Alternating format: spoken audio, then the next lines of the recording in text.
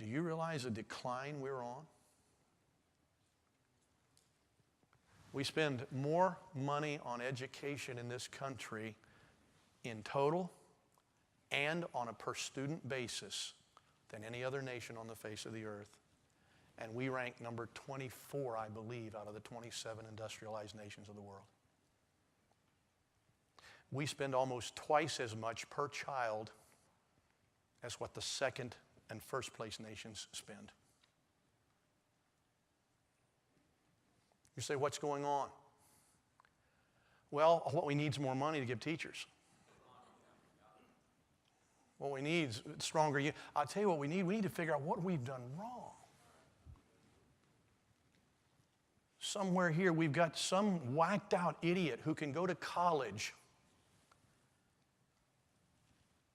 and walk into a movie theater with his hair painted every other kind of color. And you say, well, he's expressing himself. Yeah, we'd have been a lot better off if he hadn't expressed himself. Walk into a movie theater and just gun down people without any purpose at all. You say, well, what? That is not an indication that our education system's messed up. That is not an indication we need more money. That's an indication if we don't get back to God in a hurry, the boat is going down.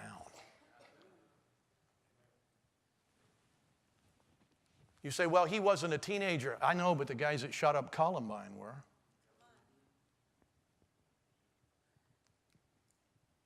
And each generation gets a little bit more violent and a little bit more violent and a little bit more violent.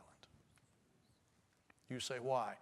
They have no reason to do anything else. I've said it before. If this Bible is not the Word of God, then it's king of the hill, and you better scramble and load your guns to get to the top of the hill, because he who dies with the most toys wins. You give me another philosophy. This altruistic idea of sacrificing for the good of the whole. Baloney. If I don't get anything for that, why would I do that? If it's a choice between the last hamburger and I eat it and live, or you eat it and I die, I got news for you. You might as well call the undertaker. You say, well, that's not very self-sacrificing. Well, then go ahead and talk that way, because you'll die and I'll keep living, and then I won't have to listen to you talk. You say, that's brutal. I know it's brutal. Do you understand it's a brutal world without this book? You say, well, I think that there's better in humanity. Then what boat did you ride in on? Look back over just the last 1,000 years of history and tell me where that shimmer of good could be seen, other than in Jesus Christ that gave you the book.